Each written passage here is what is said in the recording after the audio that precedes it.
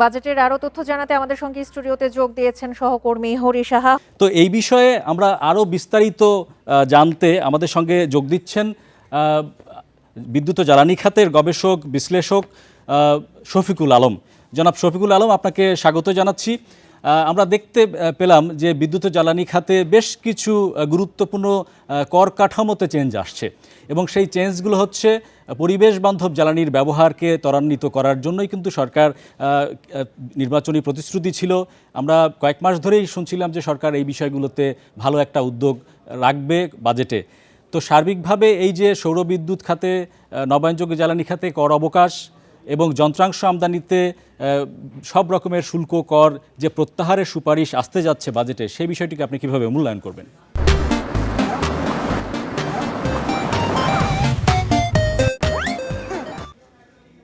ধন্যবাদ আমাকে সংযুক্ত করার জন্য। দেখুন, নবায়নযোগ্য জ্বালানি প্রসারে আমরা অনেক বছর যাবতই বলে আসছি যে এই উচ্চ আমদানি শুল্ক যেটা আছে এটা একটা প্রধান প্রতিবন্ধকতা হিসেবে কাজ করছে এ খাতের বিকাশে, এবং যে কারণে আমরা দেখতে পাচ্ছি এত বছর ধরে নানান উদ্যোগ নেওয়ার পরেও আমাদের নবায়নযোগ্য জ্বালানির যে সাকুল্যে স্থাপিত সক্ষমতা সেটা 1800 মেগাওয়াটেরও নিচে, যেখানে আমরা নানান সময় কখনো 10% কখনো 20% লক্ষ্যমাত্রা নির্ধারণ করেছি। এখন এই যে শুল্ক রেয়াত দেওয়া হচ্ছে, এর ফলে যেটা হবে, বিশেষ করে বাসাবাড়ি এবং ইন্ডাস্ট্রি এবং কমার্শিয়াল বিল্ডিং এসব জায়গায় যে ছোট ছোট রুফটপ সোলারের যে সক্ষমতা আছে বা পটেনশিয়াল আছে, সেগুলোকে আমরা খুব দ্রুততার সাথে বাস্তবায়ন করতে পারবো। বিকজ এই আমদানি শুল্ক ওয়েভারের কারণে যেটা হবে, যে ক্যাপিটাল ইনভেস্টমেন্ট বা বিনিয়োগ আছে সেখানে প্রায় 25 থেকে 30% মতো খরচ কমে যাবে। অর্থাৎ সেই সাথে যে বিদ্যুৎ প্রতি ইউনিট সোলার থেকে যে বিদ্যুৎ আসবে সেটা আগে যেখানে 4 থেকে 5 টাকা বা 5 টাকার বেশি ছিল সেটাও 1 থেকে 1.5 টাকার মতো কমে যাবে। ফলে তাদের বিদ্যুৎ বিলের সাথে তুলনা করা হলে তারা এখন আগের চেয়ে অনেক বেশি সাশ্রয় করতে পারবে। অর্থাৎ যে কোনো পরিস্থিতির তুলনায়, অতীতের যে কোনো সময়ের তুলনায় এখন এই ধরনের প্রকল্প অনেক বেশি আর্থিকভাবে বাস্তবসম্মত এবং ফিজিবল। কাজে এখানে এখন বিনিয়োগ আসার পথটা আরো সুগম হয়েছে। অন্যদিকে ইপিসি কোম্পানি যারা আছে তাদের ক্ষেত্রেও যে একটা শুল্ক ইনকাম ট্যাক্স ওয়েভারের কথা যেটা বলা হয়েছে সেটা যদি করা হয় তাহলে ইপিসি কোম্পানিগুলো এখানে কাজে আরো বেশি উৎসাহী হবে। বিশেষ করে ওপেক্স মডেলে যেখানে ফাইন্যান্সিং এর চ্যালেঞ্জ আছে, তারা সেই ফাইন্যান্সিং গুলো অ্যারেঞ্জ করার জন্য আরো বেশি উদ্যোগী হবে। পাশাপাশি আরেকটি জায়গা সেটা হচ্ছে অত্যন্ত গুরুত্বপূর্ণ, সেটাই আমাদের মূল ফোকাসের জায়গা, সেটা হচ্ছে আমাদের জ্বালানি নিরাপত্তা। আমরা ক্রমে অত্যন্ত দ্রুততার সাথে আমদানি নির্ভর হয়ে গেছি। 62%-এরও বেশি আমরা জ্বালানি আমদানি করছি। এখন এই অবস্থায় আমরা যদি নবায়নযোগ্য জ্বালানিকে বাড়াতে পারি তাহলে আমদানি নির্ভরতায় যে লাগাম টানা যাবে সেটা একটা দিক।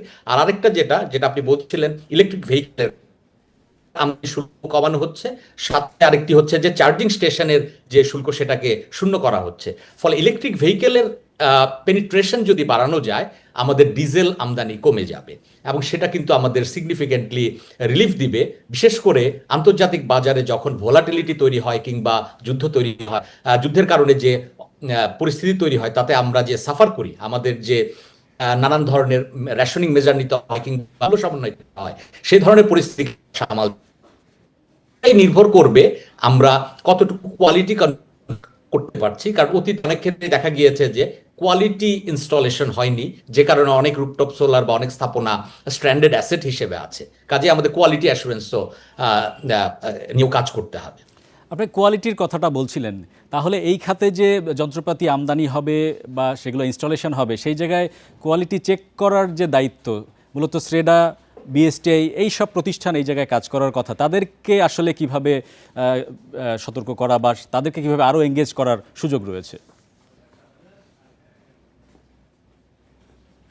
আছে এটা নিয়ে আমরা অনেক বছর যাবতীয় বলছি।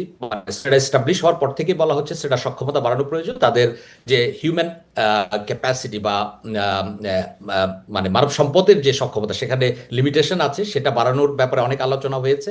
অন্যদিকে বিএসটিআই এরও মনিটরিং এর ব্যাপারেও আলোচনা হয়েছে।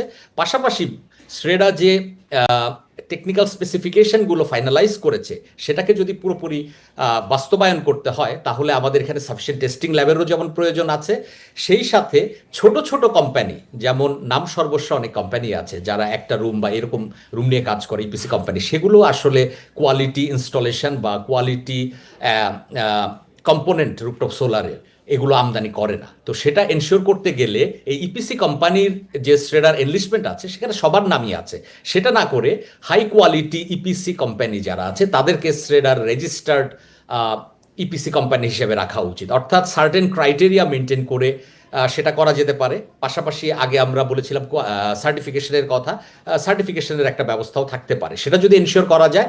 এবং সেই সাথে অতীতে গত 4-5 বছরে তারা যে প্রকল্পগুলো করেছে সেগুলো ট্র্যাক রেকর্ডও এক্ষেত্রে একটা জনাব শফিকুল ডিফাইনিং আলম, ফ্যাক্টর। সরকার তো নীতি কাঠামোতে বড় ধরনের ছাড় দিচ্ছে এই সৌর বিদ্যুৎ, নবায়নযোগ্য জ্বালানি খাতে এবং ইভি এসব জায়গায়, কিন্তু বিনিয়োগকে মানে ব্যাংকের অর্থায়নটাকে কিভাবে সহজীকরণ করা উচিত? কারণ এখানে তো বড় অঙ্কের বিনিয়োগের প্রয়োজন রয়েছে।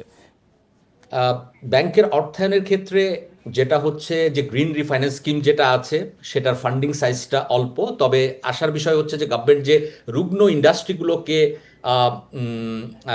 আবার অ্যাক্টিভ করার জন্য একটা ফান্ডিং অ্যালোকেশন দিয়েছে, তার আন্ডারে 1,000 কোটি টাকার একটা ফান্ড বাংলাদেশ ব্যাংক গ্রিন ইন্ডাস্ট্রির জন্য রিভলভিং ফান্ড হিসেবে নিয়ে এসছে, যেটা আমি আপনাদের বা অন্য প্রতিবেদনে দেখলাম। সো সেই 1,000 কোটি টাকার যে ফান্ড এবং প্রিভিয়াসলি যে 1,000 কোটি টাকার ফান্ড আছে গ্রিন রিফাইন্যান্সিং এর আন্ডারে, পাশাপাশি আরেকটা গ্রিন ট্রান্সফরমেশন যে ফান্ডগুলো আছে, এই টোটাল ফান্ড যেটা আছে সেটাকে যদি সহজ করা যায়, কারণ এই রিফাইন্যান্সের ক্ষেত্রে যেটা হয় এটাকে 2 স্টেপ প্রসেস, অর্থাৎ আপনি প্রথমে ব্যাংকের কাছে অ্যাপ্লাই করবেন, এটা মার্কেট রেটে আপনি লোনটা পাবেন, তারপর বাংলাদেশ ব্যাংকে আবার ওই financial institution low cost funding এর জন্য অ্যাপ্লাই করবে। এই কিম্বারসাম প্রসেস যেটা, এটাকে যদি ওয়ান স্টেপ করা যায়, অর্থাৎ সরাসরি এই ফান্ডের জন্য অ্যাপ্লাই করা, এটা একটা দিক। আর আরেকটি দিক হচ্ছে যে আপনার কাছে প্রচুর কোল্যাটারাল চায়, হ্যাঁ, যে আপনি যখন প্রকল্পগুলো করতে যান, তো সবাই এই ধরনের কোল্যাটারাল দেওয়ার মতো পরিস্থিতি অবস্থায় থাকে না। তো বাংলাদেশ ব্যাংকের একটা রিস্ক গ্যারান্টি স্কিম চালু হওয়ার কথা ছিল, সেটাকে যদি চালু করা যায় দ্রুততার সাথে, তাহলে ব্যাংক যে ভয়টা করে ডিফল্ট অফ রিস্ক, এই ভয়টা যেটা আছে সেটা তাহলে কিছুটা কমে যাবে। একটা হচ্ছে ওয়ান স্টেপ করা, আরেকটা হচ্ছে ধন্যবাদ কাগজপত্র। শফিকুল আলম আমাদের সঙ্গে যুক্ত হওয়ার জন্য।